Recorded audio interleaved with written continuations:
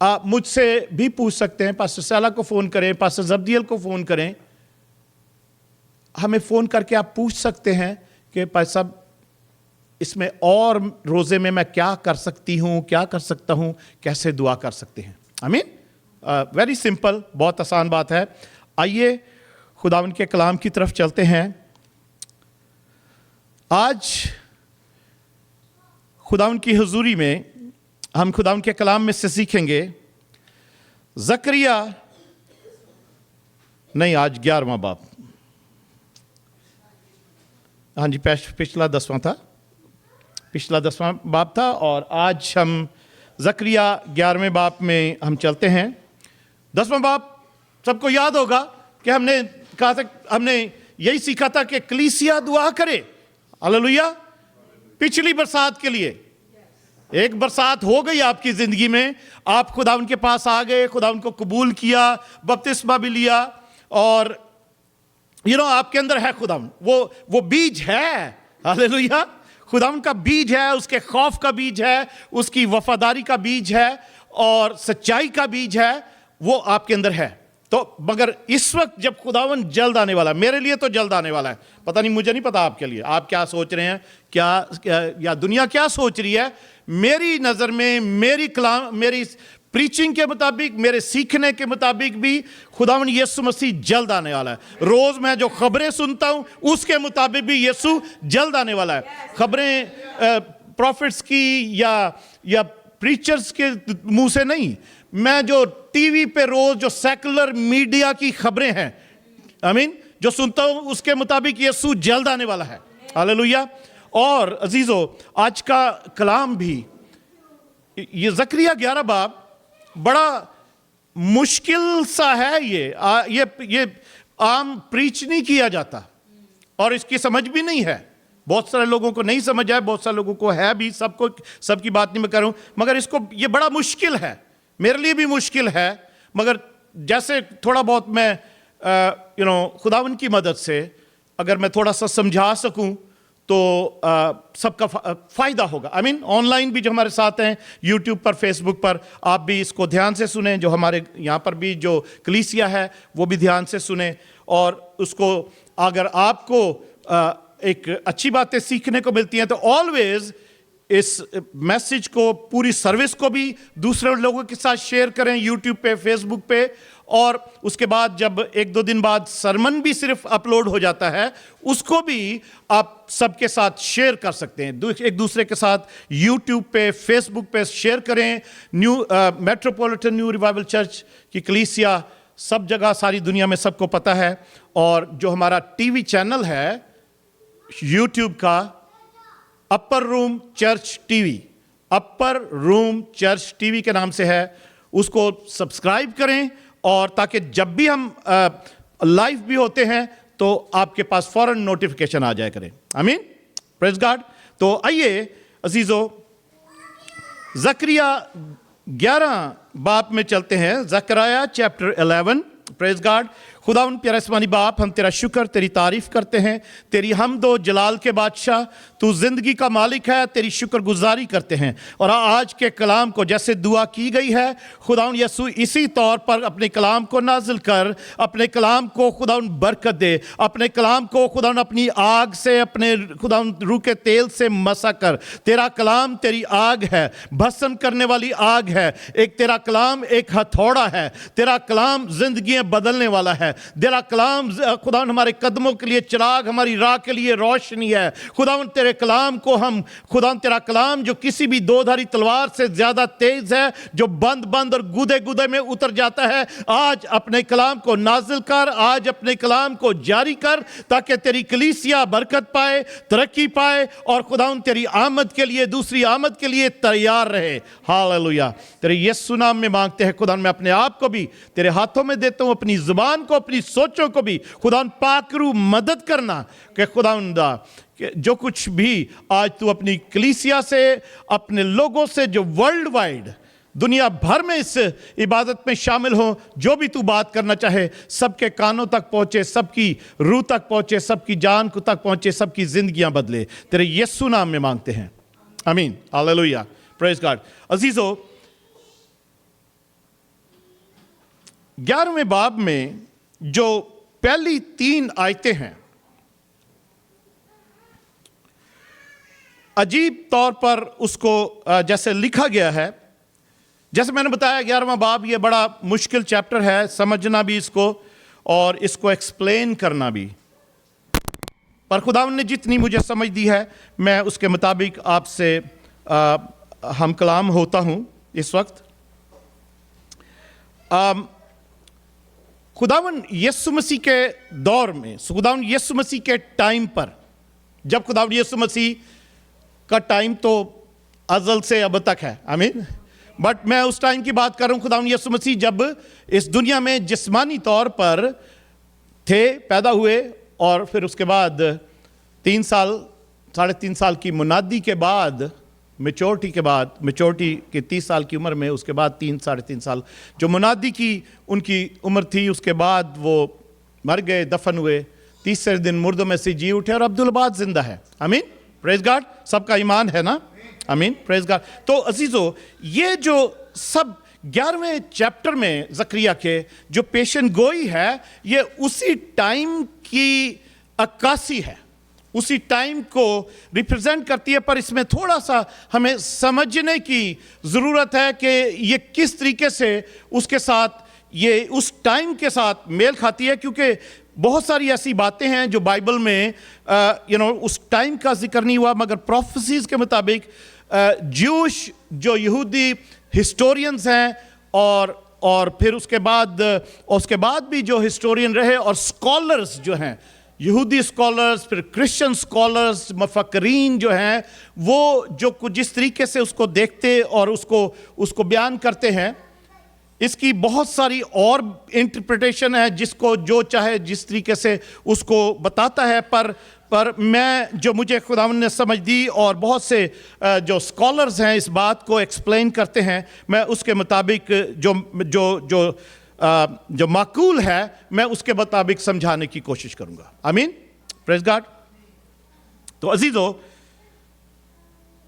उस टाइम पर, यीशु मसीह के टाइम पर, बनी इस्राइल का जो मुल्क था, उसके ऊपर नॉर्थ में, शुमाल में लेबनान है, बीच में सीरिया और बनी इस्राइल का भी इलाका आता है, फिर साउथ में जो जुनूबी इलाका है वहाँ पर जॉर्डन है, उर्दन है, और ऊपर ये जो ऊपर जो पहाड़ी इलाका, वो लेबनान जो है वो ऊपर नॉर्थ में पहाड़ी इलाका है, ऊपर से लेकर नीचे तक, जब इधर साउथ की तरफ आते हैं तो वो नीचे नीचे आता जाता है, और जहाँ पर उर्दन है या जॉर्डन है और जिसके साथ डेड सी भी लगता है, वो बिल्कुल नीचे का एरिया है, जो कि समुंदर की सतह से भी नीचे है, वो आई मीन सी लेवल से भी, डेड सी जो है ना,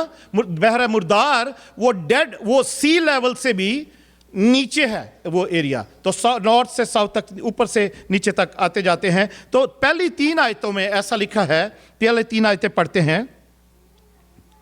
ऐ लुबनान, तू अपने दरवाजों को खोल दे ताकि आग तेरे देवदारों को खा जाए। ऐ सरू के दरख्त, नोहा कर, क्योंकि देवदार गिर गया और शानदार गरत हो गए। ऐ बसनी बलूत के दरख्तों, फुगान करो, क्योंकि दुश्वार गुजार जंगल साफ हो गया। चरवाहों के नोहा की आवाज आती है, क्योंकि उनकी हशमत गारत हुई। जवान बब्बर की गरज सुनाई देती है, क्योंकि यरदन का जंगल बर्बाद हो गया। आमीन। अजीजों, इन आयतों को पढ़कर समझ नहीं आती कि इनको हम क्या समझे राइट। ये खुदावंद यीशु मसीह के टाइम और उसके 70 एडी तक की ये बात है। यानी खुदावंद यीशु मसीह जब पैदा हुए और उसके बाद 70 साल के 70 एडी जो है, उसमें रूमी हुकूमत ने ही आकर उस वक्त भी रोमी हुकूमत थी जब खुदा यीशु मसीह थे, और उसके बाद भी। और रोमन्स जो हैं, क्योंकि उनका जो हेडक्वार्टर था रोम में था, और गिरदोनुआ में जहाँ जहाँ पर भी उनके कब्जा था, वहाँ पर उनकी फौजें रहती थी, सिपाही रहते थे। उन्होंने 70 एडी में आकर तो ऐसी तबाही मचाई कि उन्होंने यरूशलेम को जला दिया, तोड़ दिया, हैकल को ख़त्म कर दिया। हैकल की ईंट से ईंट उखेड़ कर उसको उन्होंने वो इतनी ऊंचे से वो नीचे फेंका कि उसके बाद ऊपर जो मलबा आ गया, उसकी वजह से वो ईंटें तकरीबन पिछले 15-20 साल तक भी वो ईंटें, जो इतनी बड़ी बड़ी ईंटें थी कि उस जगह से लेके इस जगह तक, या इतना बड़ा जो मतलब हिस्सा है ना, इतनी बड़ी बड़ी ईंटें थी वो, जो हैकल जिनसे बनी हुई थी, तराश के बनाया गया था, वो ईंटें उन्होंने ऊपर से फेंकी थी। उसके ऊपर सिटी का और मलबा आ गया था, तो वो अभी तक 10-15 साल तक पता ही नहीं था कि वो ईंटें हैं कहाँ, मगर वो खुदाई होती रहती है वहाँ पर, मगर अब निकली हैं वो ईंटें कि वो ईंटें कहाँ थी, कहाँ गायब हो गई थी। तो बर खुदावंद यीशु मसीह ने, आपको याद होगा कि जब शागिर्द खुदावंद यीशु मसीह को कह रहे थे, 24 बाब में हम पढ़ते हैं, मत्ती 24 बाब में, कि देख उस्ताद ये इमारत कैसी हसीन है, ये हैकल बड़ी खूबसूरत जो बनी हुई है, वो कैसी हसीन है, क्योंकि सुलेमान बादशाह ने और बनाई, उसके बाद वो ख़त्म हो गई। उसके बाद भी ज़रुब्बाबेल के टाइम पर वो हैकल दोबारा बनी, और उसको फिर हेरोदीस बादशाह ने फिर से रेनोवेट कराया था उसको, और उसका अहाता उसको और खूबसूरत बनवा दिया था, और उसको बड़ा करवा दिया था, उसके सहन बड़े हो गए। तो वो शागिर्द जब दिखा रहे थे, यीशु ने क्या कहा था कि यहाँ पर ईंट भी ना रहेगी, बाकी ना रहेगी, यहां पर पत्थर भी बाकी ना रहेगा। तो 70 एडी में जो रोमी फौजें थी, उन्होंने ऐसा ही किया। उसके बाद हैकल का बिल्कुल टोटली वहां पर से सफाया कर दिया, उसकी न्यों का भी पता नहीं लग रहा था कि यहां पर हैकल होती है। और उसके बाद आज तक जो है वो डिफरेंट टाइम्स में लोग कब्जा करते रहे, मगर उसका फिर परमानेंट कब्जा जो है वो मुसलमानों के पास आ गया, और वो आज तक है। उसके बाद वहाँ पर उन्होंने वो हरम शरीफ बनाया, जो गोल्डन डोम है, डोम ऑफ द रॉक, और फिर वहाँ पर मस्जिद अक्सा बनाई, और वहाँ पर फिर उसके बाद फिर वो क्रिश्चियंस और ज्यूज़ वहाँ पर जाने की इजाज़त नहीं है, और वो जब से झगड़े पड़े हुए हैं, सबको पता है। आमीन, सबको उस तनाज़े का पता है क्या हो रहा है, क्या नहीं हो रहा वहाँ पर। तो अजीज़ों, ये जो टाइम है, 3 आयतें जो हमने पढ़ी हैं, ये वही टाइम है कि यहां पर ऐसा लिखा है, ज़करिया खुदावंद यीशु मसीह से 500 साल पहले ये बातें कर रहा है। ज़करिया के टाइम पे ऐसा नहीं हुआ था, ये होना था, अभी उस प्रोफेसी का होना जरूरी था। और ज़करिया कहता है, ए लुबनान, तू अपने दरवाजों को खोल दे ताकि आग तेरे देवदारों को खा जाए। तो ज़करिया का कहना ऐसे है कि वो जो आग आ रही है लुबनान, यानी नॉर्थ में, वो पहाड़ी इलाका जो था, इसराइल के नॉर्थ में जो था, वहां से वो दाखिल सारे हुए। तो ज़करिया कहता है कि तू अपने फाटकों को, दरवाजों को खोल दे ताकि तेरे वो आग जो है तेरे देवदारों को खा जाए। कहने का मतलब ये है, ज़करिया ये प्रोफेसी कर रहा है खुदावंद के रूह में की हदायत में, कि तू वो, क्योंकि वो सब एक ही था। वो उस वक्त ऐसा नहीं था, बनी इसराइल है अलग है, लुबनान अलग है, लुबनान भी उसका हिस्सा था एक। और वो आग, वो जो डिस्ट्रक्शन है, वो जो तबाही है, वो उधर से ही दाखिल हुई। तो वो लुबनान को कह रहा है कि तू अपने दरवाजे खोल दे, कि मतलब वो आग तो आके बर्बाद करेगी, नहीं खोलेगा तो वो दरवाजे भी जलाकर अंदर वो आग घुस जाएगी, और वो तबाही आ रही है, तो दरवाजे इसलिए खोल ही दे। और तेरे सबसे पहले वो तेरे देवदार जो है, दरख्त जो है, लिबनान के सीडर्स जो है, लिबनान में अजीजों जो लिबनान के देवदार हैं वो अभी भी मशहूर हैं, उस वक्त भी मशहूर थे। और देवदार जैसे चीड़ का दरख्त होता है ना, पाइन ट्री, उस तरीके के यहां पर भी देखे होंगे चीड़ के दरख्त। अगर पहाड़ों पर मरी में भी जाते हैं, यहां पर भी बहुत हैं चीड़ के दरख्त, तो आप देखते होंगे। वो चीड़ के दरख्त जो लेबनान में थे वो नहायत ही बुलंद, तकरीबन 150-150 फुट ऊंचे जाते थे और मोटे मोटे तने और भारी, और उनकी लकड़ी बड़ी कीमती होती थी। और लकड़ी, उस लकड़ी का जो फर्नीचर बनता था, दरवाजे और जो कुछ बनता था, वो बड़ा कीमती होता था। तो यहां पर लिखा है कि लेबनान अपने दरवाजों को खोल दे ताकि आग तेरे देवदारों को खा जाए, खा जाए। खोल दे, उसने खाना ही खाना है, दरवाजों को भी खाना है, तेरे देवदारों को भी खाना है। उसके बाद कहते हैं दूसरी आयत में, ऐ सरू के दरख्त नोहा कर, क्योंकि देवदार गिर गया और शानदार गारित हो गए।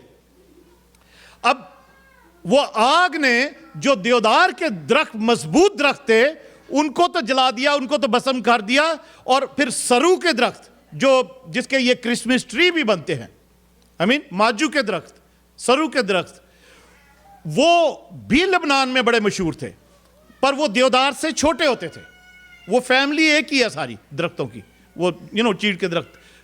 तो खुदा कहता है, और जकरिया ये नबूत कर रहा है कि वो देवदार तो उनको तो आग खा गई, तो वो तो बड़े थे, पर अब सरू के दरख्त जो उनसे छोटे हैं वो भी तबाह हो गए हैं सारे, वो भी गिर गए सारे। और उसके बाद जो बीच का एरिया आता है, जब लुबनान से नीचे आते पहाड़ों से, तो उसमें आता है बसनी बलूत, बसन का एरिया जो है, जो इस वक्त गुलान हाइट्स भी कहलाता है, वो बीच में सीरिया के साथ भी लगता है, लुबनान के साथ भी लगता है, तो वो बीच में आता है। तो वो कहता है कि बसनी बलूत भी, जो ओक ट्रीज हैं, वो भी खत्म हो गए हैं। तो फुगान करो, रो, चिल्लाओ, दुख करो, क्योंकि दुश्वार गुजार जंगल साफ हो गए हैं, सब कुछ तबाह हो गया है। फिर उसके बाद वो आग, वो तबाही नीचे तक आ जाती है, यर्दन तक। और लिखा है, चरवाहों के नोहा की आवाज आती है, क्योंकि उनकी हशमत गारत हुई। जो कि हरियाली का एरिया था, जो हरियावल थी, वहां पर तक वो तबाही पहुंच जाती है। और वो कहता है कि जवान बब्बर की गरज सुनाई देती है, क्योंकि यर्दन का जंगल बर्बाद हो गया। तो वो तबाही आई और उसने सारे इस्राएल को तबाह कर दिया। और ये तबाही, वो रोमी हुकूमत जो 70 एडी में, जिसने यरूशलेम को, हैकल को, इस्राएल को तितर बितर कर दिया, ख़त्म कर दिया, ये उसके बारे में पेशन गोई जो है ये जकरिया कर रहा है। आमीन। मैं चाहता हूँ गौर से सुने और इसको ऑलवेज, ये आपके लिए हो सकता है नई इंफॉर्मेशन हो, क्योंकि हम पढ़ते हैं बाइबल, मगर कभी भी शायद इस बात को ना समझाओ कि ये इस तरीके के लिए और उस टाइम के लिए है। ओके, चौथी आयत से पढ़ते हैं। आज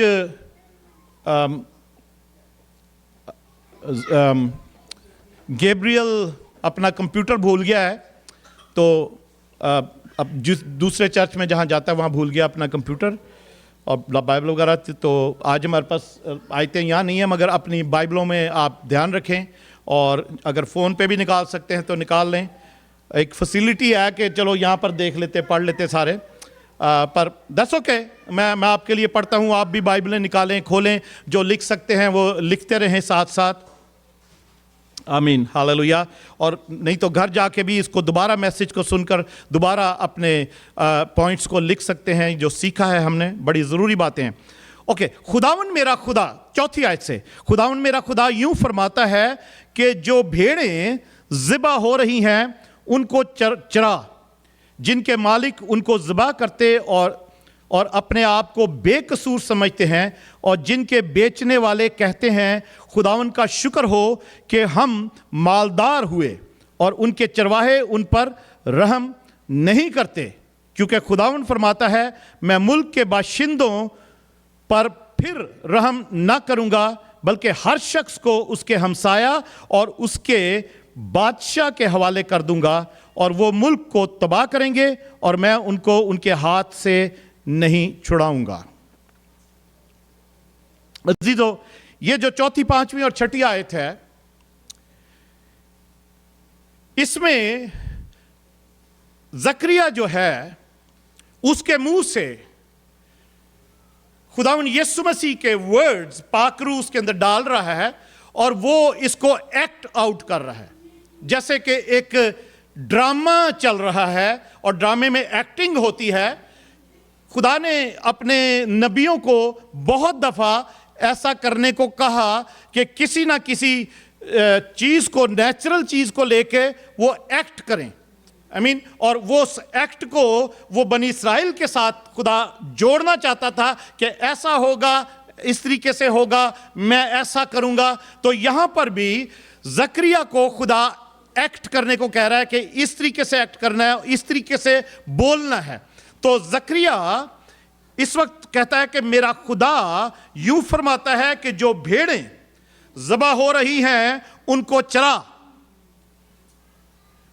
अजीजों, ये उस टाइम की बात है जब खुदावंद यीशु मसीह थे इस दुनिया में चलते फिरते, मैंने जैसे पहले भी बताया है, और उससे पहले भी, मगर उस वक्त की स्पेसिफिक जरूरत है। ये उस वक्त को ये 11वां चैप्टर जो है ये रिप्रेजेंट कर रहा है, इंडिकेट करता है और उसका अक्स है जो खुदावंद यीशु मसीह के टाइम का। तो कहता है कि मेरा खुदा कह रहा है कि जो भेड़ें ज़बा हो रही हैं उनको चरा। ये सारा कुछ जो ना बनी इस्राएल को ही लिए और उनको कहा जा रहा है, और वही भेड़ें बनी इस्राएल की जो उस वक्त थी उनके मुतालिक ही बात हो रही है। आम जो लोग थे जिनके मालिक उनको ज़बा करते और अपने आप को बेकसूर समझते हैं, और जिनके बेचने वाले कहते हैं खुदावंद का शुक्र हो कि हम मालदार हुए, और उनके चरवाहे उन पर रहम नहीं करते। इसका क्या मतलब है अजीजों? जो उस टाइम पर चरवाहे कौन थे? फकी, फरीसी और बुजुर्ग जो एल्डर्स थे, जो सेनहेड्रिन, जो 70-72 लोगों की जो कैबिनेट होती थी, उसके जो मेंबर थे वो बुजुर्ग, और उसमें फकी फरीसी भी होते थे। ये सब लीडर्स थे, स्पिरिचुअल लीडर्स थे, इसलिए उनको चरवाहे कहा गया है। तो वो क्या करते थे? लिखा है कि वो भेड़ों को ज़िबा कर रहे हैं, कह रहे हैकल में चंदा लेके आओ। शरीयत में था कि जरूर उसकी हैकल के लिए 5 मिस्काल ठहराई गई थी, जैसे शरीयत में, कि चाहे कोई गरीब है चाहे अमीर है, उसने वो देनी है। फिर दाहियकियां थी, फिर कुर्बानियां थी, तरह तरह की। और वो जो फकी फरीसी थे, सदूकी थे, एल्डर्स थे, स्क्राइब्स, फैरिसीज, एल्डर्स, वो खुद नहीं ये सब कुछ करते थे, वो लोगों से करवाते थे। इसका मतलब है लोगों को वो ज़बा कर रहे थे। आज कलीसियाई तौर पे भी बहुत से ऐसे चरवाहे हैं, पर हम उधर नहीं जा रहे अजीजों। ये उस वक्त उनके लिए बात हो रही है, उसी वक्त के लिए। मगर इसमें जरूर हम अपनी कलीसिया, जो मौजूदा कलीसिया है पूरी दुनिया की, उसको भी देखेंगे, उसका भी अक्स देखेंगे कि हमें किस तरीके से उसमें हम किस तरीके से उसमें हम नजर आते हैं, और किस तरीके से हमें खुदावंद यीशु मसीह की दूसरी आमद के लिए तैयार होना जरूरी है कि वो वक्त जल्द आ रहा है। तो वो जो भेड़ें थी उन चरवाहों के जरिए से हलाक हो रही थी, और उन चरवाहों ने अपने आप को उन भेड़ों को बेच दिया था और बेचकर अमीर हो रहे थे। इसका क्या मतलब है?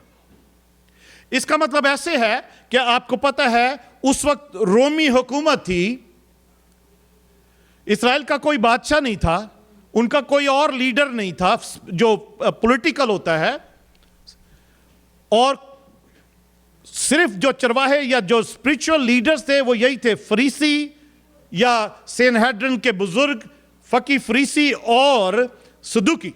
ये सारे जो थे ये चरवाहे थे, और इन्होंने सारे इस्राएल को, आम लोगों को रोमी हुकूमत के आगे बेच रखा था, बेच दिया था।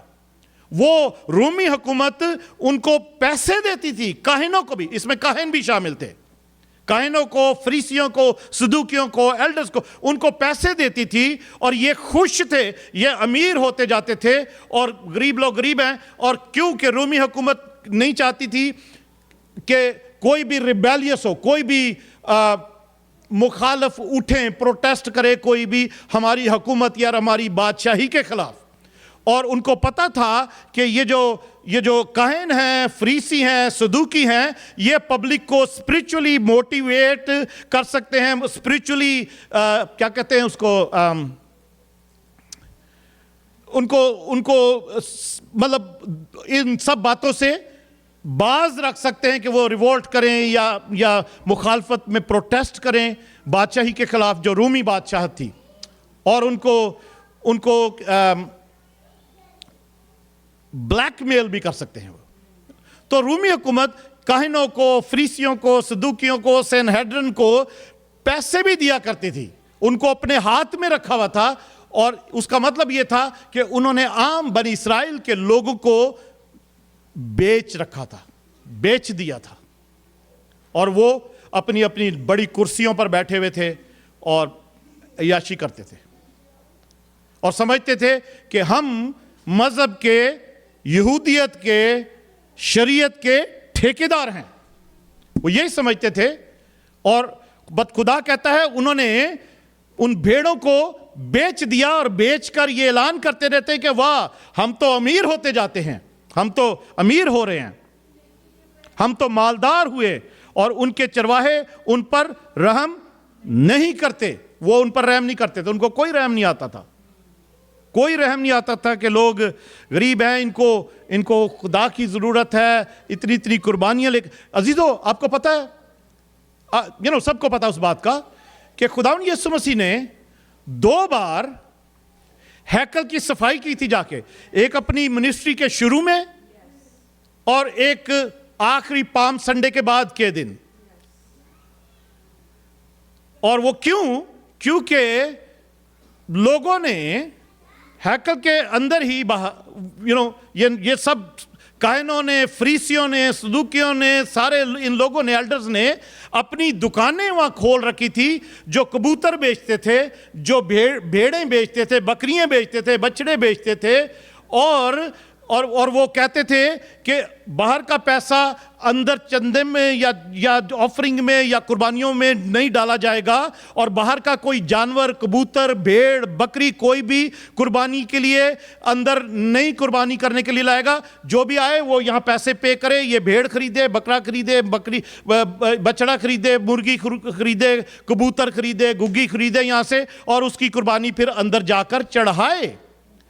तो वो जो गैर कौमों का सहन था, वहां पर इन सब ने अपनी दुकानें लगा रखी थी और वो अमीर होते जा रहे थे, पैसे कमाते थे। और खुदावंद यीशु मसीह को यह बात पसंद नहीं आई, तो खुदावंद यीशु मसीह ने एक दफा तो कोड़ा बनाया और फिर जाकर उनको, जब सब बेचने वालों को उनकी टेबलें उलट दी, मनी एक्सचेंजर्स की भी, और सबको उड़ा दिया, कबूतरों को, भेड़ों, बकरियों सब निकाल दिया। और कहा कि तुम लोगों ने मेरे बाप के घर को डाकुओं की खो बना रखा है। मेरे बाप का घर दुआ का घर होगा सब कौमों के लिए। तो गैर कौमें वहां आ नहीं पाती थी, क्योंकि गैर कौमों के लिए जो जगह थी, सहन था, वहां पर तो सब दुकानें लगी हुई थी। और ये सारे लोग जो हैं ये अमीर होते जा रहे थे, लोगों पर इनको कोई रहम नहीं आता था। अजीजों, आगे 6ठी आयत में लिखा है,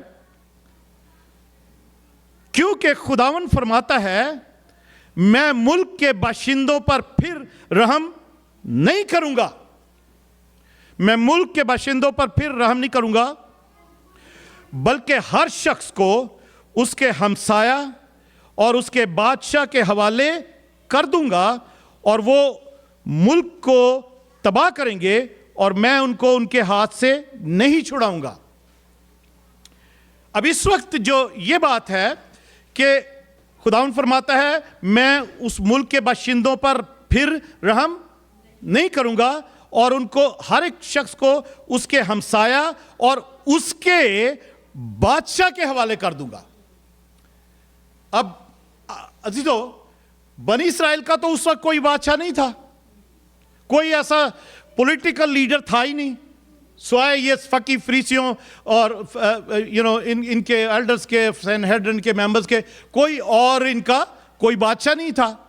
और इनके हमसाये जो थे, जो रोमी भी थे और दूसरी जो आसपास की कौमें थी, खुदा कहता है मैं इनको इनके बादशाह के हवाले कर दूंगा।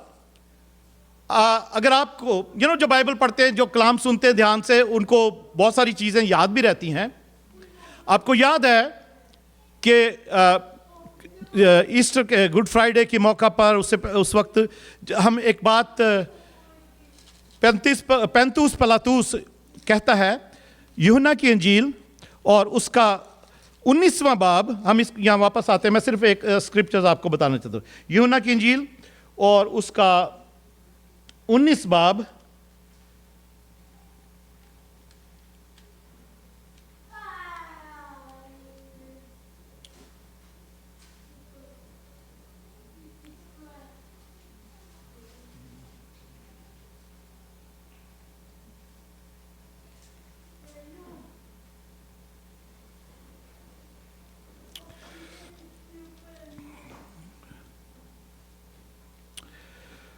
पैंतूस पिलातुस जो है,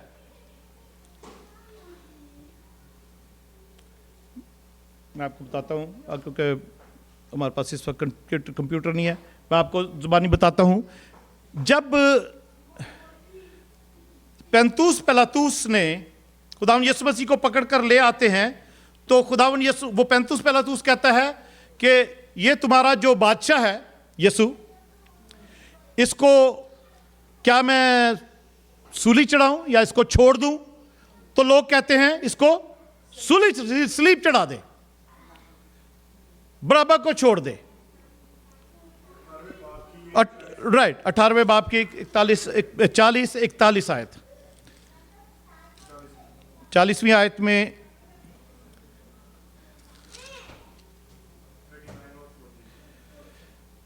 मगर तुम्हारा दस्तूर है कि मैं फसा पर तुम्हारी खातिर एक आदमी छोड़ दिया करता हूं, बस क्या तुमको मंजूर है कि मैं तुम्हारी खातिर यहूदियों के बादशाह को छोड़ दूं? उन्होंने चिल्लाकर कहा, फिर कहा कि इसको नहीं, लेकिन बराबा को। और बराबा एक डाकू था। अजीजों, इस वक्त यहां पर जो हम जकरिया में पढ़ रहे हैं, खुदा कहता है कि मैं तुम लोगों को तुम्हारे बादशाह के हवाले कर दूंगा।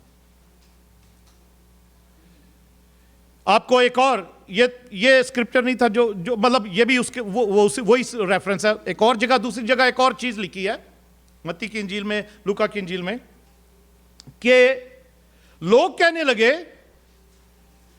कि हमारा बादशाह तो सिर्फ कौन है? बताएंगे सब कोई। पैंतूस पिलातुस तो कह रहा था कि जो वहां का इंचार्ज था, लोग कहने लगे हमारा बादशाह तो कैसर ही है, सिर्फ हमारा बादशाह सिर्फ कैसर है, हम किसी और बादशाह को नहीं मानते, ना उसको जानते। यूहन्ना 19 बाब और उसकी 15 आयत में ऐसे लिखा, 15 आयत में अगर हम पढ़ते तो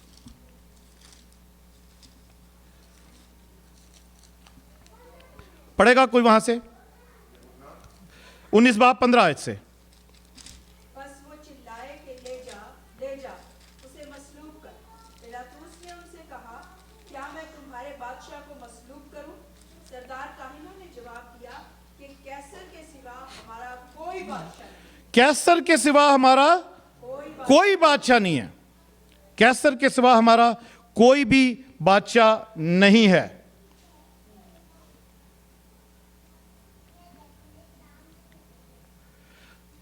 अजीजों, वही बात जकरिया कह रहा है, खुदा उसको कह रहा है कि इनको कह दे, बता जाके ये नबूवत कर कि मैं तुम्हारे बादशाह के ही हवाले तुम्हें कर दूंगा।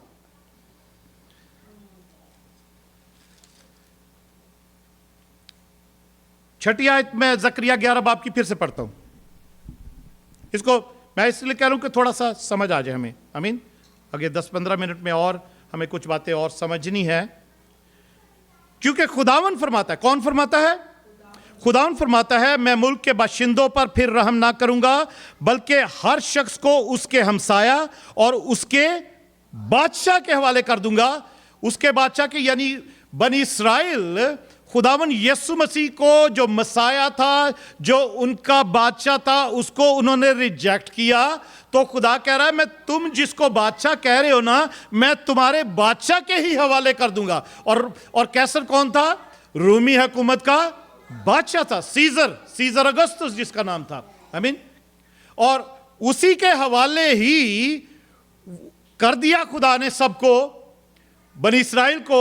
और उसी बादशाह की जो फौजें थी, उन्होंने आके सबको तबाह किया, कत्लो गारत किया। और बल्कि यहां तक कि उन्होंने उस वक्त तकरीबन हजारों के हिसाब से बनी इस्राइल के लोगों को असीर करके बेच भी दिया और उससे पैसे कमाए, और हैकल को टोटली बर्बाद कर दिया, ईंट पे ईंट बाकी नहीं रही। तो ये बात वहां पर आके कबूल होती 70 एडी में कि खुदा ने बनी इस्राइल को, जो कह रहे थे कि खुदा यीशु के अलावा यीशु हमारा बादशाह नहीं है, खुदा हमारा बादशाह नहीं है, कैसर ही हमारा बादशाह है, हम उसी को जानते हैं। जैसे वहां पे उन्होंने बड़े बड़े फख्र से कह रहे हैं, बड़े असर रसूख से कह रहे हैं, बड़ा उनको वो समझ रहे हैं कि हम बादशाह हमारा, वो रोमियों को खुश करने के लिए भी, क्योंकि सदूकियों ने, फरीसियों ने, काहिनों ने लोगों को उभारा हुआ था कि यही कहो कि हमारा कोई बादशाह नहीं है, हम सिर्फ, हमारा कैसर ही बादशाह है सिर्फ, ताकि पेंतुस पिलातुस भी जो है वो भी ये समझ ले, और फिर बादशाह तक भी हमारी ये आवाज़ पहुंचे कि हमारा और कोई बादशाह नहीं है। हम क्योंकि बहुत से लोग मुखालफत करते थे कि ये जो कौम है ना, ये बड़ी ख़राब कौम है, यहूदी कौम, ये हमेशा जो भी बादशाह आता है ना, उसके खिलाफ उठ खड़े होते हैं और उसके खिलाफ जो है वो महाल खड़ा कर लेते हैं। तो ये मशहूर हुआ था उस वक्त। तो मगर इसलिए उन्होंने ये इस बात का ऐलान किया। आगे चलते हैं 7वीं आयत में। और खुदा कहता है, मैं उनको छुड़ाऊंगा भी नहीं। खुदा ने बनी इस्राइल को उनके हाथों से छुड़ाया भी नहीं, उस वक्त प्रोटेक्ट भी नहीं किया, मगर उनको महफूज जरूर रखा है। अजीजों, महफूज रखना और प्रोटेक्ट करना यानी हिफाजत करना, ये दो अलग अलग बातें हैं। खुदा के कलाम में जो बनी इस्राइल के लिए कहा गया है, गाए बगाए जब बनी इस्राइल खुदा से दुआ करते, तौबा करते, तो खुदा उनको प्रोटेक्ट भी करता था, दुश्मनों से छुड़ाता भी था, उनकी जंग भी लड़ता था। पर जब वो बुतों की पूजा करने लगते और खुदा से बागी हो जाते, तो खुदा उनको छोड़ देता था दुश्मनों के हाथों में। मगर उसमें से फिर भी खुदा कुछ ना कुछ लोगों को प्रिजर्व, महफूज रखता था। इसी तरीके से इस वक्त भी हुआ कि वो सारी दुनिया में 70 एडी के बाद क्या हुआ कि यहूदी कौम, इसराइली जो थे यहूदी, वो सारी दुनिया में तितर बितर हो गए खुदा के कहने के मुताबिक। और वो फिर 1948 तक, और अभी तक भी तितर बितर है। 1948 में खुदा ने अपने वादे के मुताबिक नबियों की वो जो थ्रू पेशन गोइयाँ की थी, खुदा ने कहा था कि मैं अपने लोगों को आखिरी दिनों में फिर जमा करूंगा।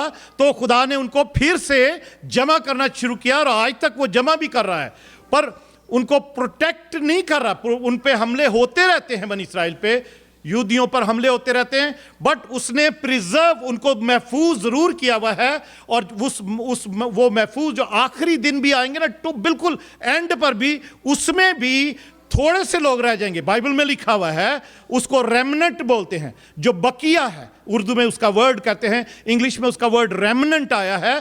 थोड़े से लोग ही रह जाएंगे और खुदा उनको बचा के रखेगा। और वही लोग हैं जो फिर जब खुदा यीशु मसीह आएंगे, उसको एंटी क्राइस्ट जब जुल्म सितम करेगा ना, फिर उनको समझ आएगी कि ओहो, ये मसाया तो गलत मसाया के पीछे लगे हुए हम, मसाया तो वही है जो आया था और ये फिर वापस आया है। उस वक्त वो जानेंगे और फिर सही मसाया को फॉलो करेंगे और उसकी मुनादी करेंगे। और 1,44,000 जिसके बारे में लिखा है कि उन पर मोहर की गई है, और वो फिर दुनिया में मुनादी करेंगे। और उनको फिर जो है बहुत से लोग कन्वर्ट भी उस वक्त भी फिर कन्वर्ट होंगे। आमीन। फिर खुदा यीशु मसीह आकर इस दुनिया में जो है 1000 साल बादशाही करेंगे। ओके, आगे चलते हैं ताकि जल्दी से इसको खत्म करें। सबको समझ आ रही है? आमीन। ये बात वाकयात तो सुने हुए हैं, मगर इस चैप्टर की बात मैं बता रहा हूं कि इसको एक्सप्लेन करना मुश्किल है। अभी मतलब मैं आधे घंटे पौने घंटे में इसको एक्सप्लेन नहीं कर रहा, मैं कोशिश कर रहा हूं कि जल्दी जल्दी से इसको मैं पूरा चैप्टर हम खत्म कर लें, इसको एक्सप्लेन कर सकूं। मुश्किल बात है ये थोड़ी सी, क्योंकि वाकयात को मिलाना और लोगों के माइंड में फैक्ट्स डालना कि ये लॉजिकली इसी तरह बनती है बात, इसकी जो इंटरप्रिटेशन है इस चैप्टर की, वो थोड़ा सा मुश्किल है। पर मैं खुदावंद से माफ़ी चाहता हूँ, जितनी मेरी समझ है मैं उसके मुताबिक जो है बयान कर रहा हूँ। पर ये मेरी बातें नहीं, ये बहुत से जो स्कॉलर्स हैं उनकी स्टडीज़ हैं और उनकी हिस्ट्री की भी बातें इसमें शामिल हैं। ओके, आगे चलते हैं। बस मैंने उन भेड़ों को जो ज़िबा हो रही थी यानी गल्ला के मस्कीनों को चराया, और मैंने 2 लाठियां ली, एक का नाम फजल रखा और दूसरी का इत्तेहाद, और गल्ला को चराया। अब ये यीशु की बात है जो जकरिया के मुंह से निकल रही है। पाकरू उसको गाइड कर रहा है कि ये बात कहने के लिए कि जब मैं इस दुनिया में आया, जब के फकी फरीसियों ने बहुत सी अपनी लोगों को जो है उन पर रहम नहीं करते थे और उन पर इजारादारी करते थे और कैसर को ही बादशाह मानते थे। आपको पता है खुदावंद यीशु मसीह उस टाइम पर इस दुनिया में थे और वो फकी फरीसिया को ही बुरा भला कहते थे। है कई दफ़ा बाइबल में लिखा हुआ है उनके बारे में कि खुदावंद यीशु मसीह ने उनको रिब्यूक किया कि वो क्या करते हैं। वो सफ़ेदी फिरी हुई कब्रें हैं, लंबे लंबे चोगे पहनते हैं, बड़ी बड़ी कुर्सियों पर बैठते हैं। आज बहुत सारे इस वक्त भी चरवाहे ऐसे हैं। अजीजों, यहां पर खुदा कहता है, खुदावंद यीशु मसीह के अल्फाज हैं ये कि बस मैंने उन भेड़ों को जो ज़िबा हो रही थी फकी फरीसियों काहिनों के हाथों से, उनके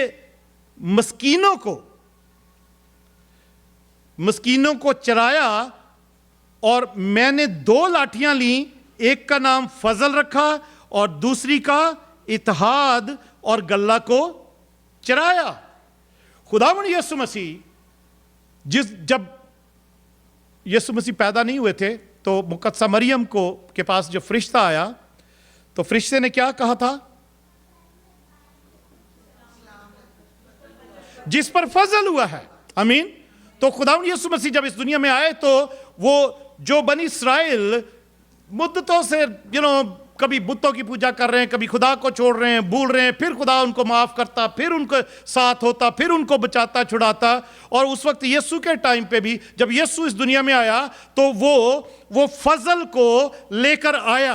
हालेलुया। मुकद्दसा मरियम के थ्रू वो फजल को लेकर आया जिस पर फजल हुआ। और वो फजल हम इस वक्त तक भी, हम भी कलीसिया इस वक्त भी फजल के दौर से गुजर रही है। पर बनी इस्राएल इस वक्त परसिक्यूशन में है और तबाही के जो उनके पर तरह तरह के हमले हो रहे हैं उसमें से वो गुजर रहे हैं, गुजरते रहेंगे। खुदा कहता है कि मैंने क्या किया है? दो क्या ली? लाठियां ली, और एक का नाम क्या रखा? फजल, और दूसरी का नाम इत्तेहाद रखा। फजल का मतलब फेवर, अनडिजर्विंग फेवर, जिसके हम लायक नहीं हैं वो खुदा ने हम पर मेहरबानियां की। आमीन। फजल जो कि खुदा यीशु मसीह खुद था। Praise God. और दूसरी का नाम इत्तेहाद रखा, और इत्तेहाद का क्या मतलब है? यूनिटी। आमीन। भाईचारा, एक होना। तो ये 2 चीजें खुदावंद यीशु मसीह इसका पैगाम लेकर दुनिया में आए, और उन्होंने उन भेड़ों को, उन मस्कीनों को जो ज़िबा हो रहे थे, तबाह हो रहे थे, उनको 3-3.5 साल चराया। 3 साल। आमीन। उनको चराया। खुदावंद यीशु मसीह ने तालीम दी, वार्निंग्स भी दी, आने वाले वक्त के बारे में भी बताया, और उन भेड़ों को चराया। पर उन्होंने उस मसाया को, उस मसीहा को कबूल नहीं किया, उसको रिजेक्ट किया, उसको सूली चढ़वा दिया। तो फिर क्या होता है, लिखा आगे 9वीं आयत, सॉरी 8वीं आयत। और मैंने एक ही महीने में 3 चरवाहों को हलाक किया, क्योंकि मेरी जान उनसे बेजार थी और उनके दिल में मुझसे कराहत थी। खुदा यीशु मसीह कहते हैं कि मैंने एक ही महीने में 3 चरवाहों को मारा, हलाक किया, जो जिनकी जान, जिनसे मैं बेजार था और उनकी जान भी मुझसे कराहत करती थी। ये भी अजीजों, ये सारी जो नबूवतें हैं, ये सिंबलिज्म है, मेटाफोरिक बातें हैं नबूवत की, जो जो जो अलग अलग नबियों ने अलग अलग तरीके से लिखी हैं। तो जकरिया, ये भी एक ये सिंबलिज्म ही है यहाँ पर, कि ये जो 3 चरवाहे हैं, हो सकता है लिटरली 3 चरवाहों को नहीं मारा हो, इसकी में भी पता नहीं बेशुमार इसकी तफसीरें हैं कि वो 3 चरवाहे कौन हो सकते हैं। पर अजीजों, जो बेस्ट है मैं आपको बताता हूं। खुदावंद यीशु मसीह कहते हैं कि मैं भेड़ों को चरवाया और एक ही महीने में मैंने 3 चरवाहों को मारा। और वो चरवाहे जिनका लिए मैंने आपको जिक्र भी किया, उनमें से काहिन थे, फरीसी थे और सदूकी थे, या सेनहेड्रिन्स के जो मेंबर थे, एल्डर्स थे। तो ये 3 किस्म के चरवाहे थे। खुदावंद यीशु मसीह कहते हैं मैंने इनको एक ही महीने में मैंने खत्म किया, इनको मारा। ये मेरा दिल इनसे बेजार था और वो भी मुझसे नफरत करते थे। और आप खुदावंद यीशु मसीह की तालीम जब पढ़ते हो 4 अंजीलों में, तो आप कहीं जगह जगह देखो कि खुदावंद यीशु मसीह उन फकी फरीसियों के बारे में क्या क्या कहते हैं, कि क्या वो लोग करते, क्या किस तरीके से वो लोगों को पर रहम नहीं करते और गलत तालीम भी देते, रास्तों पर लेकर चलते हैं। तो यहां पर खुदावंद यीशु मसीह कह रहे हैं कि मैंने एक ही महीने में मैंने 3 चरवाहों को हलाक कर दिया, उनके दिल में मुझसे कराहत थी, उनके दिल वो भी मुझसे नफरत करते थे, कराहत करते थे। 9वीं आयत, तब मैंने कहा कि अब मैं तुमको ना चुराऊंगा। तब मैंने कहा कि मैं तुमको ना चुराऊंगा और मरने वाला मर जाए और हलाक होने वाला हलाक हो, और बाकी एक दूसरे का गोश्त खाएं। और ऐसा होता रहा है, मरने वाले मर गए, हलाक होने वाले हलाक हुए। और वहाँ पे एक टाइम पे ऐसा भी टाइम आ गया था कि लोग एक दूसरे का गोश्त खाते थे, लोग अपने बच्चों का गोश्त खाते थे। ऐसा काल पड़ना शुरू हो गया था, क्योंकि खुदावंद ने कहा कि अब मैं दैट्स इट, ये लोग इसी लायक है, इसी काबिल हैं, और मैं इनके पर अब रहम नहीं करूंगा, ना इनको मैं चराऊंगा। और फिर क्या होता है 10वीं आयत में, तब मैंने फजल नाम लाठी को लिया और उसे काट डाला। एक लाठी, जो 2 लाठियां थी ना, एक का नाम फजल था, एक का नाम इत्तेहाद था, यूनिटी। तो यहां पर खुदावंद यीशु मसीह कह रहे हैं, जो एक चरवाहा, ये अब जकरिया नबी उसको एक्ट आउट कर रहा है, उसमें ये जो खुदावंद ने समझाया उसको दिखाया, तो पाक रूह से एक्टिंग करवा रहा है कि ऐसा कर, क्योंकि ऐसा होने वाला है। ये आप अजीजों याद रखिए, खुदावंद यीशु मसीह से 500 साल पहले तकरीबन ये पेशन गोई जो है जकरिया नबी जो कर रहा है। तो क्या हुआ है कि यहां पे लिखा है कि फिर मैंने क्या किया, जो लाठी जिसका नाम क्या था, फजल था, उसको लिया और उसको काट डाला, कि अपने अहद को जो मैंने सब लोगों से बांधा था मंसूफ करूं, उसको कैंसिल करूं। तो अजीजों, यहां पर वो फजल जो खुदावंद यीशु मसीह इस दुनिया में लेकर आया था, और वो फजल को जब, और वो जो बादशाह बनकर आया था, जिसने डिक्लेयर किया था, उसकी सलीब पर जब चढ़ाया, तो वहां पर भी वो एक, जो आपको पता, वो तख्ती लगाई गई थी कि यहूदियों का बादशाह, आमीन, हमारे लिए तो वो बादशाहों का बादशाह, हालेलुया, यीशु बादशाह, प्रेज गॉड। तो वो कहता है कि मैंने वो फजल नाम लाठी को लिया और उसको मैंने दो टुकड़े किया और उसको काटा, लिखा है उसको मैंने काटा, उसको काटा कि ये फजल जो है ये दूर हो जाए, आमीन, ये फजल दूर हो जाए। उसको दो टुकड़े किया, उसको काटा और उसके दो टुकड़े कर दिए कि वो फजल हमेशा के लिए दूर हो जाए, कट ऑफ हो जाए। फजल किस पर से? यहूदी कौम पर से, बनी इस्राएल पर से वो फजल खत्म हो जाए। जो फजल इस दुनिया में उसी कौम के अंदर ही आया था, आमीन। ये लिखा ना, यीशु मसीह उन्हीं में से था। वो फजल कट ऑफ किया उनसे, उन लोगों से जो जिन्होंने उसको as a messiah, as a king उसको एक्सेप्ट नहीं किया। वही मसाया किंग, उनका किंग शेपर्ड था, जो चरवाहा भी था और जो बादशाह भी था, जो चाहता था कि उनको चराए। जीदो मत्ती 23 बाब में उसकी 37 आयत में लिखा है,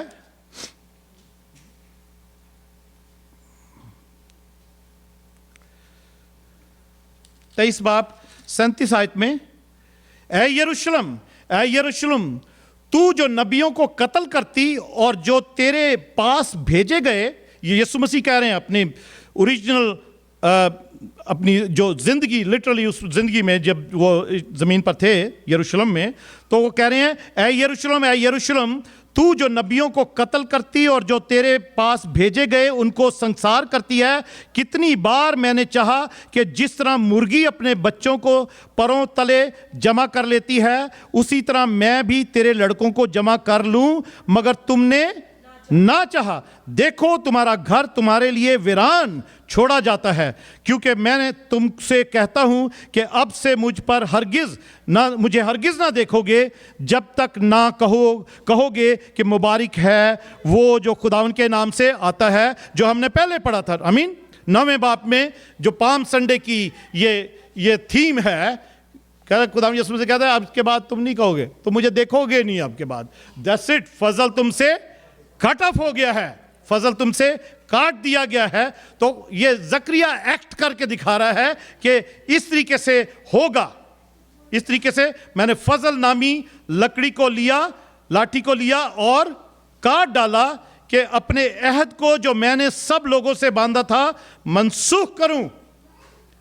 अजीजों, कलीसिया के साथ वो अहद खत्म नहीं हुआ, कलीसिया के साथ वो अहद खत्म नहीं हुआ, हालेलुया। खुदावंद यीशु मसीह ने कहा कि लो पियो, हालेलुया, ये नए अहद के मेरे खून का प्याला है, हालेलुया, मेरी यादगारी में यही किया करना, हालेलुया। वो यही इसलिए कि खुदावंद यीशु मसीह कलीसिया को जो जिसके लिए जान दी, जो उसकी दुल्हन थी, जो उसके पसली में से निकली थी, हालेलुया, उनके साथ अहद खत्म नहीं किया, ताकि हम हमेशा होली कम्युनियन पर याद रखें कि हमारे साथ वो अहद खत्म नहीं हुआ। वो फजल का अहद, वो लाठी मेरे और आपके लिए नहीं तोड़ी गई, उनके लिए तोड़ी गई थी, हालेलुया। उन्होंने रिजेक्ट किया था मसाया को, प्रेज गॉड, हालेलुया। ओके, और उसके बाद 19वीं आयत में, सॉरी, लूका 19 बाब 41 आयत, ये आयतें बता दी हैं कि बनी इस्राएल ने रिजेक्ट किया उसको, और क्योंकि खुदा चाहता था, जैसे वो कह रहा कि मैं चाहता था उनको चराऊं, पर मैंने खत्म कर दिया, मैंने चराया उनको, बट एक टाइम आया, मैंने दैट्स इट, मैंने कहा नो मोर, दैट्स इट, उन्होंने क्योंकि रिजेक्ट किया। लूका 19 बाब उसकी 41 आयत, खुदावंद यीशु मसीह कहते हैं, जब नजदीक, वो के लिए लिखा है कि जब नजदीक आकर शहर को देखा तो उस पर रोया। खुदावंद यीशु मसीह रोया, उसने कहा कि ये लोग क्यों नहीं सुन रहे, क्यों मसाया नहीं मान रहे। खुदावंद यीशु मसीह ने, आपको पता है, उनको कहते थे कि तुम मेरे कामों से तो मेरा यकीन करो, पर वो भी नहीं करते थे। मेरे जिसने मुझे भेजा उसका यकीन करो, फिर जो भेजने वाले का यकीन करता है, वो भेजने वाले का भी, जिसने भेजा उसका भी यकीन करता है, जो भेजा गया उसका भी यकीन करता है। फिर वो पर वो उन लोगों ने उसको रिजेक्ट किया और खुदा यीशु मसीह यरूशलेम के पास, शहर के पास आते हैं तो रोते हैं। वो कहते हैं काश कि तू अपनी इसी दिन में सलामती की बातें जानता, मगर अब वो तेरी आंखों से छिप गई हैं, क्योंकि वो दिन तुझ पर आएंगे कि तेरे दुश्मन तेरे गिर्द मोर्चा बांधकर तुझे घेर लेंगे और तेरी हर तरफ से तंग करेंगे। सब खबरें सुनते हैं ना इस वक्त क्या हो रहा है? ये एंड टाइम है, ये एंड टाइम की प्रोफेसीज हैं जकरिया की किताब में। खुदा यीशु मसीह ने उनके ऊपर ये ऐलान कर दिया हुआ है कि ऐसा होगा, आसपास की सारी कौमें तुम्हें घेरेंगी और तुम्हें क्या करेंगी? तंग करेंगी, तंग करती रहेंगी। ओके, वापस चलते हैं जकरिया की किताब में ताकि इसको जल्दी से खत्म करें। आज टाइम थोड़ा सा ज्यादा रहा, मैं I just want to finish it, मैं बहुत जल्दी फास्ट फॉरवर्ड जा रहा हूं मैं। ओके, 11वीं आयत, और वो उसी दिन मनसूख हो गया, यानी वो फजल का जो इरादा था मेरा वो मनसूख हो गया, और वो उसी दिन मनसूख हो गया। तब गल्ला के मस्कीनों ने जो मेरी सुनते थे, याद रखिए, गल्ला के मस्कीनों ने जो मेरी सुनते थे। आपको पता है बहुत सारे लोग, 12 शागिर्द भी खुदा यीशु मसीह के और बहुत सारे और भी लोग थे जो यीशु की सुनते थे और उसके पीछे पीछे चले थे और उस पर यकीन किया था समहाउ उस वक्त। आमीन। तो गल्ला की मस्कीनों ने जो मेरी सुनते थे मालूम किया कि ये खुदावन का कलाम है। वो उन्होंने मालूम कर लिया कि ये खुदावन का ही कलाम है, ये शख्स खुदावन की तरफ से ही भेजा गया है। आपको याद है निकोदेमस रात के वक्त खुदावन यीशु मसीह के पास आता है और कहता है, उस्ताद जो मौजज़े तू करता है कोई नहीं कर सकता जब तक खुदा उसके साथ ना हो। आमीन। तो लोग जो उसकी, उसमें से सारे कायन नहीं, वो निकोदेमस भी यहूदियों का सरदार था। आमीन। कुछ लोगों ने जो गल्ला के मस्कीन लोग थे, उन्होंने, कुछ लोगों ने समझ लिया कि नहीं, ये खुदा का कलाम ही है जो हम तक पहुंचा है, ये मसाया ही है, ये खुदा की तरफ से ही भेजा गया है, यही है सब कुछ। आमीन। तो उन्होंने सुन लिया, मान लिया।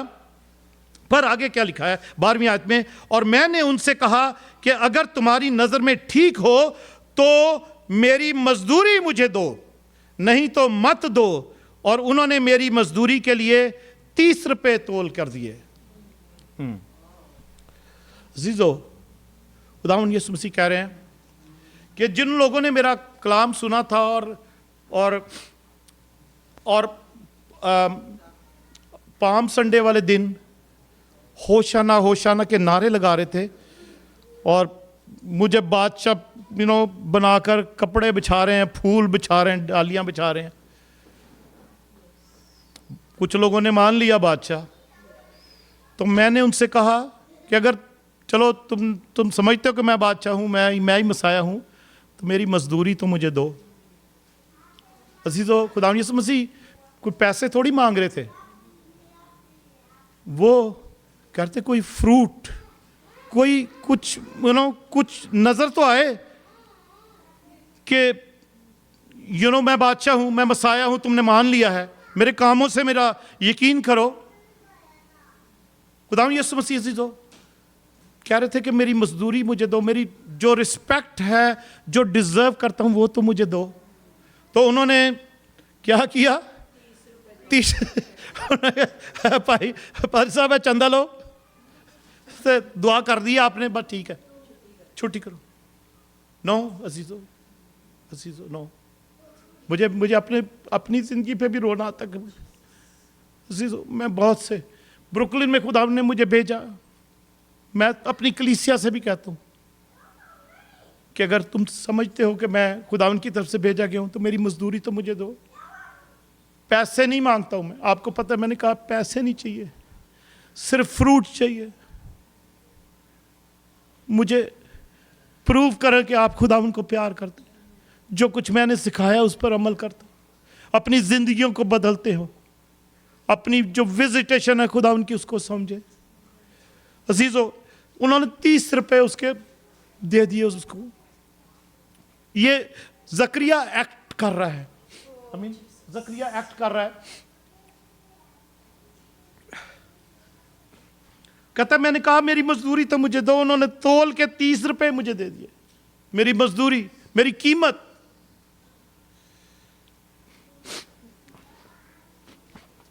आपको पता है यहूदा इस्करियोती ने यीशु को बेचा। उसने सरदार काहिनों से पूछा जाके कि अगर मैं उसको पकड़वा दूं तो तुम मुझे क्या दोगे? उन्होंने कहा 30 रुपए। और सबको पता है 30 रुपए में यहूदा इस्करियोती ने उसको बेच दिया। और जो यहूदा इस्करियोती ने किया वो यहां पर लिखा है, ये जकरिया उसको एक्ट आउट कर रहा है। मेरे पास हवाले लिखे हुए हैं, मैं बता सकता हूं, मगर मैं उसको जल्दी खत्म करना मांग रहा हूं। और मैंने उनसे कहा कि अगर तुम्हारी नजर में ठीक हो तो मेरी मजदूरी मुझे दो, तो मत दो। और उन्होंने मेरी मजदूरी के लिए 30 रुपए तोल कर दिए। और 13वीं आयत में लिखा है, और खुदावन ने मुझे हुक्म दिया कि उसे कुम्हार के सामने फेंक दे, यानी इस बड़ी कीमत को जो उन्होंने मेरे लिए ठहराई। और मैंने ये 30 रुपए लेकर खुदावन के घर में कुम्हार के सामने फेंक दिए।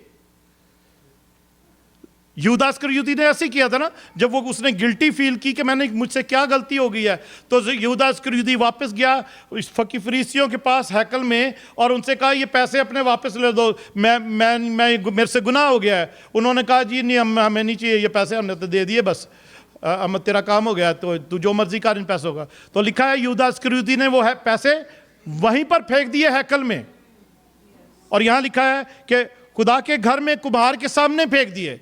तो ये भी अजीजों, और फिर उन्होंने फरीसियों ने उस वक्त क्या किया था, उस 30 रुपयों का उन्होंने कहा ये तो गुनाह की, ये तो खून की कीमत है किसी बंदे की, इसको हम हैकल में तो वापस नहीं जमा करा सकते।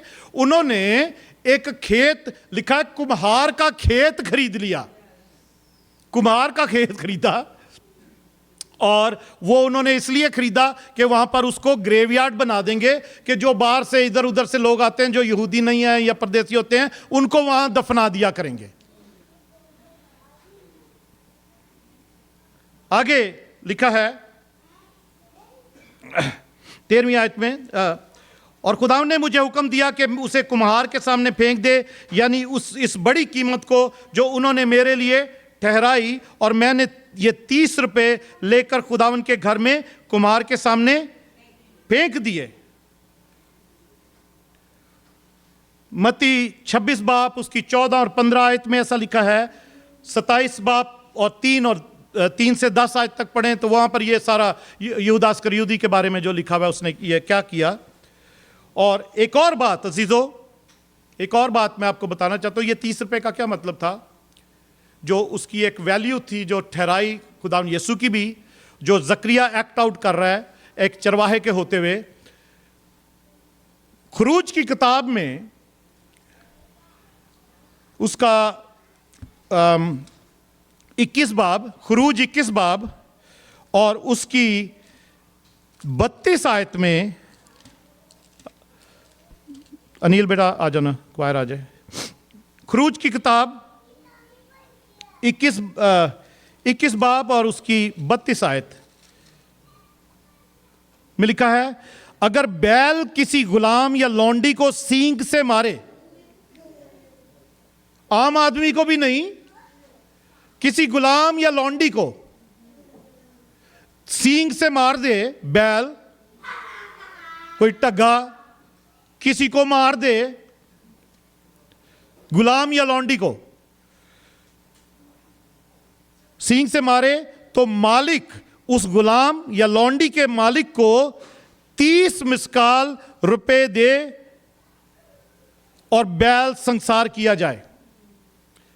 अजीजों, खुदावन यीशु मसीह की कीमत 30 रुपए जो ठहराई गई, जो फरीसियों ने ठहराई, वो कीमत थी जो किसी को मारने की बिल्कुल एक लीस्ट, गुलाम या लौंडी को कोई बैल सींग से मार देना, उसकी कीमत जो होती थी ना एक गुलाम की, वो यीशु मसीह की कीमत उन्होंने ठहराई थी फरीसियों ने, कि ये उसकी वैल्यू है। लीस्ट वैल्यू किसी के मारने के लिए। तो जकरिया उसको एक्ट आउट कर रहा है और 14 आयत में लिखा है, तब मैंने दूसरी लाठी को लिया। तब मैंने दूसरी लाठी को लिया जिसका नाम क्या था? इत्तेहाद, यूनिटी। दूसरी लाठी को लिया, यानी इत्तेहाद नामी को काट डाला। दूसरी लाठी को लिया और उसको भी काट डाला है। उसको काट डाला यानी उसको तोड़ डाला, काट डाला, लाठी को भी खत्म कर दिया, उसको भी रिजेक्ट कर दिया, ताकि यूनिटी, इत्तेहाद जो है वो भी खत्म हो जाए। उस बर्बादी को जो यहूदा और इस्राएल में है मौकूफ करूं। वो जो बर्बादी कह दी गई थी वो फिर खत्म नहीं होगी, वो होकर रहेगी। खुदावंद यीशु मसीह ने जो इस वक्त वो चरवाहे के तौर पर जकरिया को एक्ट करने के लिए बोल रहा है, उसने कहा कि वो जो इत्तेहाद, जो यूनिटी थी, जो बनी इस्राएल 70 एडी के बाद वो यूनिटी जो थी, उनका जो इत्तेहाद था, मिलकर रहना और एक दूसरे की हेल्प करना, एक दूसरे के साथ रहना, उसको खुदावन ने तोड़ दिया। उस इत्तेहाद नाम लाठी को भी, कि वो एक जगह ना रह सके, उनको सारी दुनिया में तितर बितर कर दिया, सबको तितर बितर कर दिया। और आगे अगली 3 आयतें मैं पढ़ता हूं, फिर उसको हम सिर्फ छोटी सी एक बात कह के मैं इसको बंद करता हूं। और खुद 15वीं आयत से, और खुदावन ने मुझे फरमाया कि तू फिर नादान चरवाहे का सामान ले, क्योंकि देख मैं मुल्क में ऐसा चौपान बर्पा करूंगा। अब खुदावन यीशु जो है, खुदा का पाक रूह जो है, जकरिया को एक डिफरेंट चरवाहे की एक्टिंग करने के लिए कह रहा है।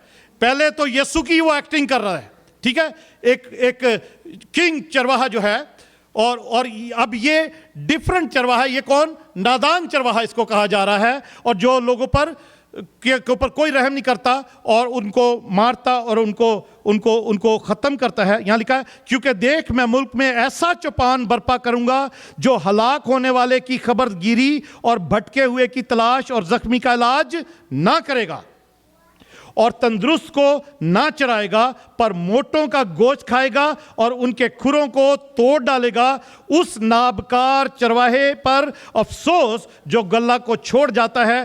तलवार उसके बाजू और उसकी दाहिनी आंख पर आ पड़ेगी, उसका बाजू बिल्कुल सूख जाएगा और उसकी दाहिनी आंख फूट जाएगी।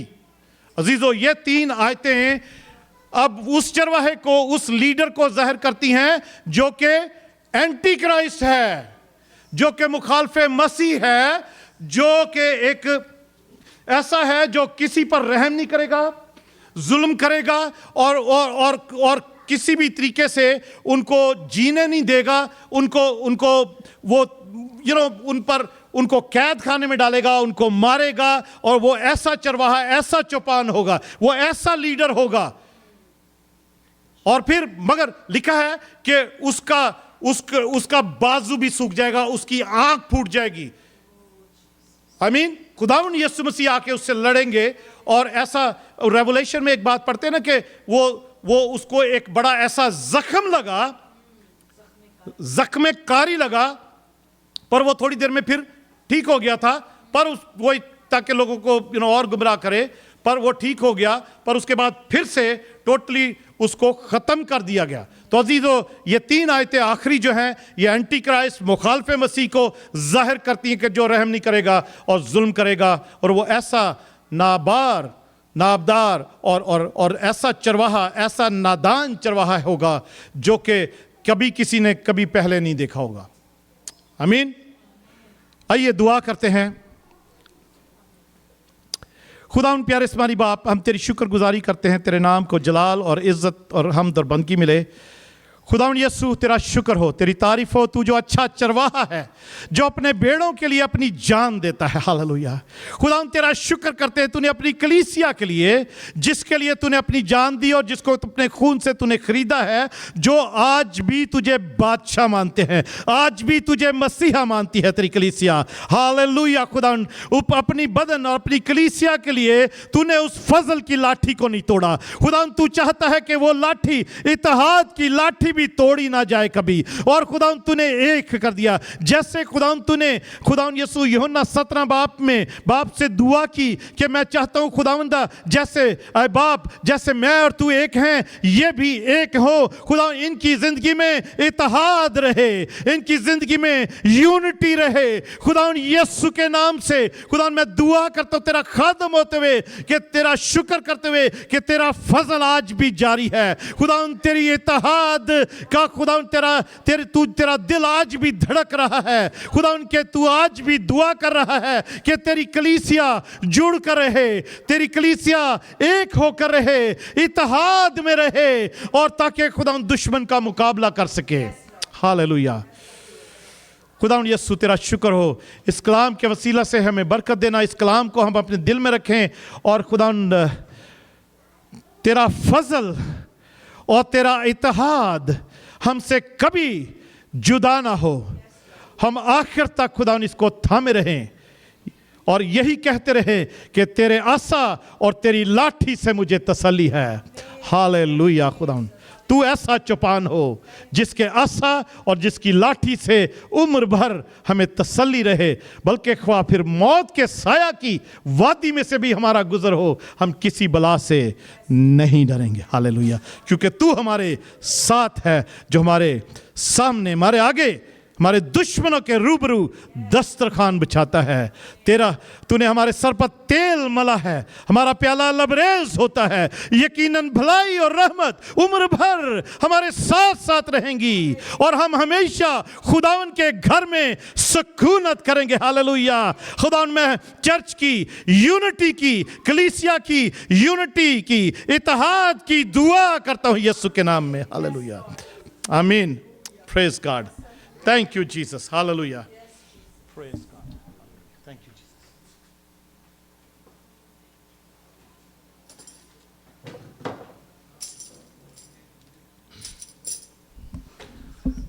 इस खूबसूरत कलाम के लिए हम ज़ोरदार तालियां बजाएंगे।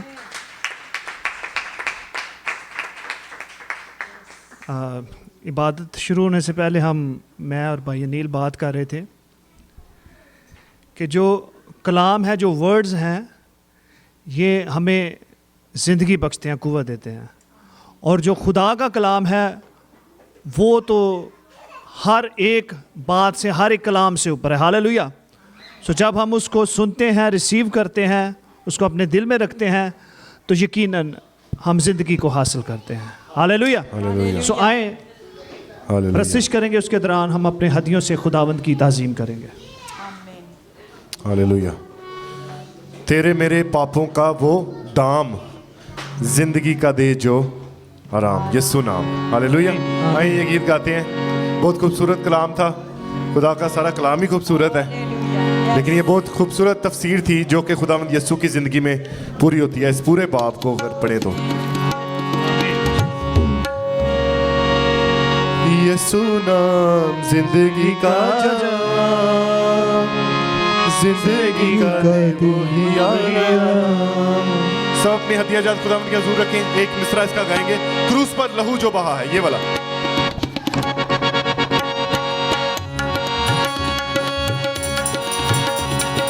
यीशु नाम जिंदगी का जिंदगी का दे वही आराम। यीशु नाम जिंदगी का जिंदगी का दे वही आराम।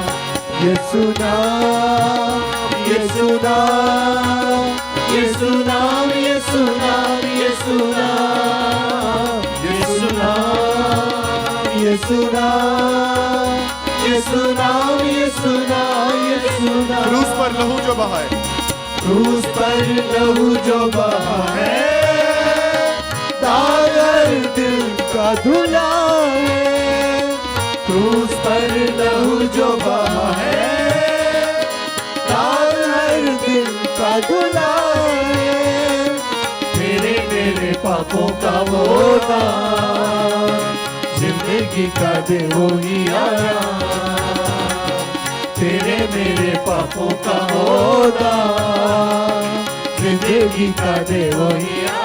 ये सुना, ये सुना, ये सुना, ये सुना, ये सुना, ये सुना, ये सुना, ये सुना, ये सुना, ये सुना, ये सुना, ये सुना, ये सुना, ये सुना। हालेलुया।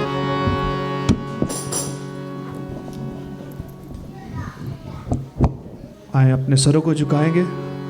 सारी इबादत के लिए, कलाम के लिए, प्रस्तिश के लिए, इन हदियों के लिए हम खुदावंद की ताज़ीम करेंगे, उसके नाम को जलाल देंगे।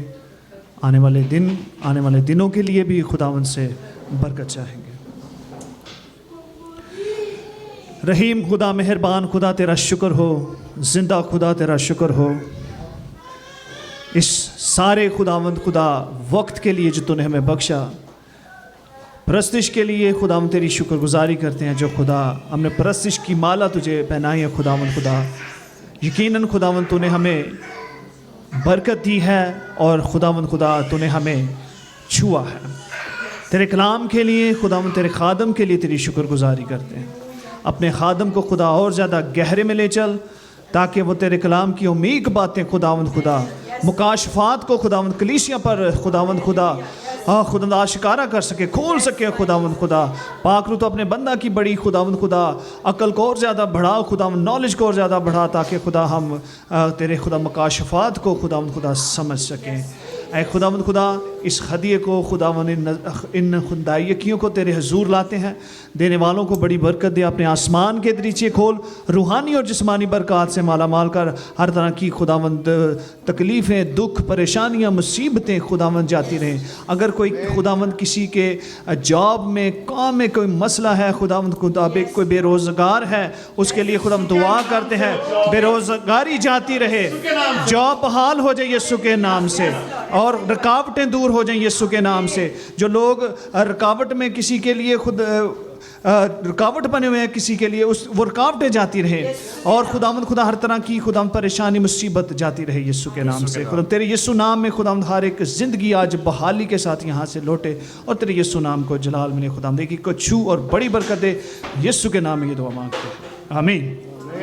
आमीन, हालेलुया। तो खड़े रहेंगे हम खुदावंद की शुक्रगुजारी में और दुआ करते रहें। नई जगह पर भी, जहाँ पर अप्रैल में हमने मूव होना है फर्स्ट संडे को, हमारे पास गैस स्पीकर भी होंगे उस दिन फर्स्ट संडे को। होली कम्युनियन भी हम नई जगह पर करेंगे। पास्टर फारूक जॉन खोखर, सब तो शायद नहीं जानते उनको, कुछ जानते हैं कुछ नहीं, तो वो हमारे गेस्ट स्पीकर होंगे। और दुआ करते रहें। और दोपहर नेक्स्ट ये जो ट्यूसडे आने वाला है, दोपहर तक अगर मेरा सबको टेक्स्ट नहीं आया तो मुझे कोई ना कोई याद करा दे कि वेडनेसडे के लिए मैं फिर सबको रिमाइंडर भेजूं कि फुल ऑल कलीसिया दुआ और रोज़े में ठहरे बुध वाले दिन, और सब दुआ करें, सब खुदावंद से अपने लिए, अपनी कलीसिया के लिए, चर्च के लिए शुक्रगुजारियाँ भी उसमें हों, मुनाजातें भी उसमें हों, और आप जो भी दुआ आपके दिल में खुदावंद डाले। और ऐसे नहीं कि 5 मिनट दुआ करी, टाइम गुजारें दुआ में, आमीन। टाइम गुजारें, आधा घंटा कम से कम रोज़े के बाद। रोज़े में जितनी, मतलब कम से कम की बात करूं, ज़्यादा से ज़्यादा जितना भी टाइम गुजार सकते हैं, आमीन। हर वेडनेसडे को जो आने वाला है उसमें सब रोज़े दुआ में झुके रहेंगे, आमीन। Praise God. आइए दुआ करते हैं, शुक्रगुजारी है और खुदावंद की सिखाई हुई दुआ में शरीक होते हैं। ऐ हमारे बाप, तू जो आसमान पर है, तेरा नाम पाक बना जाए, तेरी बादशाही आए, तेरी मर्जी जैसी आसमान पर पूरी होती है ज़मीन पर भी हो। हमारे रोज की रोटी आज हमें बख्श दे, जिस तरह हमने अपने कसूर वालों को माफ किया है, तू भी हमारे कसूर हमें माफ कर, हमें आजमाइश में न ला बल्कि बुराई से बचा, क्योंकि बादशाही, कुदरत और जलाल हमेशा तेरा ही है। आमीन। हमारे खुदावंद यीशु मसीह का फजल, खुदा बाप की मोहब्बत और पाक रूह की रफ़ाकत और शराकत हम सब के साथ और सब ईमानदारों के साथ आज से अब तक होती रहे। आमीन। आमीन।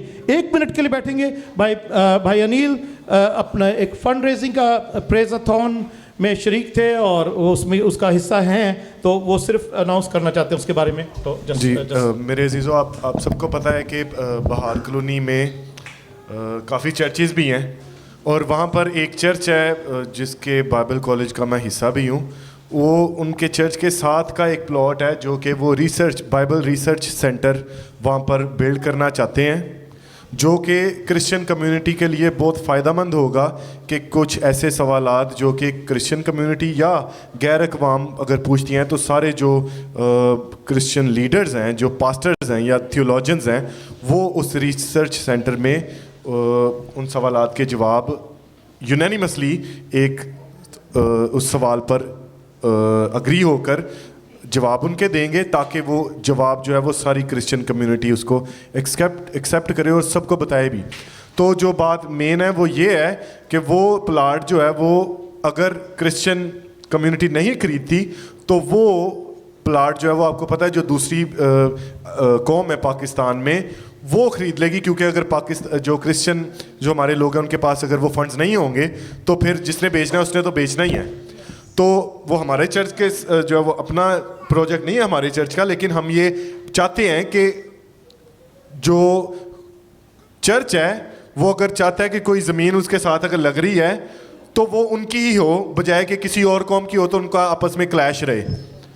तो उसलिए उस प्रोजेक्ट के लिए फ़ंड रेजिंग, कल भी मैं उस जो है वो ऑनलाइन सर्विस में शामिल था और मैंने अपने चर्च के किस चर्च का मेंबर हूँ, हमारे पास्टर साहब कौन है, हम इस चर्च के साथ अफिलिएटेड हैं, उसकी नुमाइंदगी करते हुए मैंने ऑनलाइन सर्विस में भी यही सबके साथ में जो है वो रिक्वेस्ट की कि आप जितनी जो क्रिश्चियन कम्युनिटी है वहाँ पर पाकिस्तान में या दूसरे मुल्कों में, आप इसमें अपना हिस्सा बने।